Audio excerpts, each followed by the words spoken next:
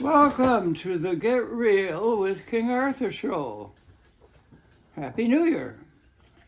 Last year about this time, we talked about New Year's in terms of a post house. Byron said it was like traveling in a carriage and changing horses at the post office.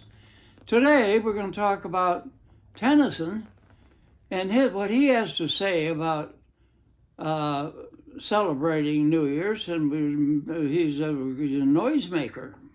He's going to make noise. We shall see how. Well, he starts off this long 131 stanza poem called In Memoriam, saying, ring out wild bells, ring out over the wild sky. And this piece was the set piece, really, of 19th century English poetry. He became poet laureate following Wordsworth's death in 1850. And Queen Victoria looked to this poem for answers when Prince Albert died. But it became the set piece for the century. Now, let me tell you about the setting of Ringing Out Wild Bells. When I wanted to go see where this took place, so I took the bus to Hagworthingham and went on a trail over the hills and came to a road that they said would lead to Somersby. Well, I walked for a while and I met a couple and I said, well, how far is it to Somersby? They said, you just walk through it. Well, Somersby wasn't much. There's the three-story manse where Tennyson's father was the rector, a little church on the other side of the road, and maybe a house or two. And so this was where the setting where Tennyson heard these bells on Christmas Eve. Now, there's a custom in England on New Year's Eve for the church bells to ring, but they muffled them in the night. They were muffled and rang out wild bells in the night. But they were muffled until the morning broke of New Year's Day when they took the muffling off and they rang out with joy. So anyway, this Somersby thing was a result of, let's say, one of his stanzas says, ring out the grief that saps the mind. He's ringing, the bells, ringing out the grief that saps the mind. What's he talking about? He's talking about the struggle he had when his best friend, fiancé to his sister, the man he thought would probably be Prime Minister of England, a man who fought his way through brilliance to the faith in that discussion group in Cambridge called the Apostles. And this young man, Arthur Henry Hallam, died when he was 21 or 22, traveling with his historian father, Henry Hallam. Bang, unexpected. This was his model. This was the guy who was going to solve it all. And it was left into shreds, whatnot. And so, what was he to do? Well, you could just give up, throw it up. Oh my goodness sakes alive, if the man I hoped would all gone, well, phooey on it all. The world is meaningless, this hope of the future killed. It died unexpectedly, meaninglessly of a brain aneurysm. Or he could strive to take that grief and make it into resolve for meaning. So he says a number of things that one should do in striving for meaning. One is, he says, well, ring out wild bells to the wild sky. Probably, Dennison's father had 3 separate little churches in the area, and they were all ringing the bells, And it's pretty wild countryside. I walking from Hagworthian, I didn't know where I was for a while. Anyway, he says, ring out the strife between rich and poor. Ring out, this is so apropos to our time, the bitter politics that causes strife. Oh, do you think we could do that? He says, ring out the care, the want, the sin. Ring out the coldness of greetings, what Wordsworth called greetings where no kindness was. I had one yesterday. Did you get my Christmas card? Yes.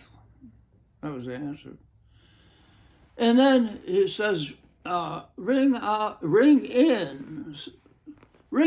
100,000 years of wars. Oh, God. Ring in the 1,000 worlds of peace.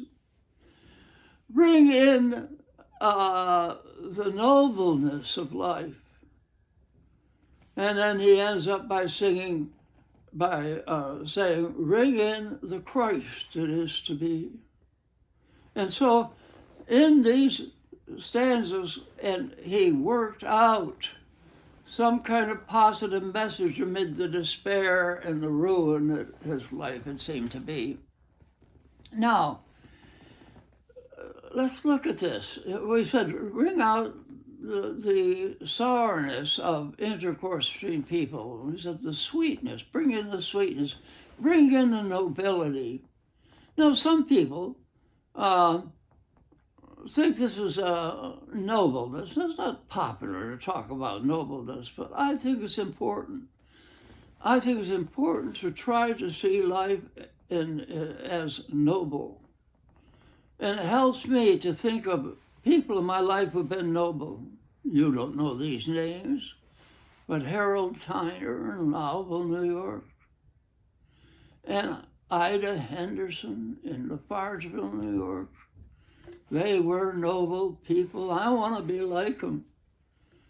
And you say, well, pie in the sky, we're not going to be noble. But listen, it's better to head high and miss it than head low and probably go even lower. Browning had one of his characters say that a man's grasp should exceed, a man's reach should exceed his grasp for what's a heaven for. And why not strive for meaning, for nobleness, for peace in the coming year, and neglect the wars, the political arguments, the pride of face and blood. It goes on to a number of things. I can't remember them all, that we need to just throw into the trash can and say, resolve that we're going to strive for nobility. Now, we're not going to reach it, of course, but a reach should exceed his grasp. And we can strive for a nobler kind of life, the one that he thought Arthur Henry Hallam died before he died. Man, this guy. He said, he talks about his strife for faith. And he said, thus at last he came to find a faith, but vaster. Oh, one of the most exciting lines in poetry. But he found his meaning, but vaster. Think of what science has shown, that God is vaster in space and time. And he says, the Christ that is to be. We have yet to explore what the meaning of the incarnation is in our lives, but vaster. And so I think on New Year's Eve, rather than blowing your little horn or putting on a funny cap, how about saying, we're going to resolve to make life more meaningful. Tennyson also quotes the German poet Goethe, and I like this image. He says, Goethe said that we may rise on our dead selves to something higher. Don't you like that? Well, we look at, mistakes we've made, and, we haven't been very noble or unkind, with less than noble. Let's use it, the example of regret, to rise on our dead selves to something nobler. And I think that on Christmas Eve, New Year's Eve, that if we thought about all of these and how we might implement during the year this awful thing of political strife that's ripping our nation apart. This is just ghastly. And what about the wars? We're talking about new wars and whatnot. Let's strive. Let's let our reach exceed our grasp. What's a heaven for? Let's strive as best we can to be noble, to imitate some of the noble people in our lives. They made it. So on New Year's Eve and New Year's morning, ring out the bells of meaning and of resolve, and make New Year's Eve and New Year's Day a happy beginning of the new year. And so, good luck, and that's it.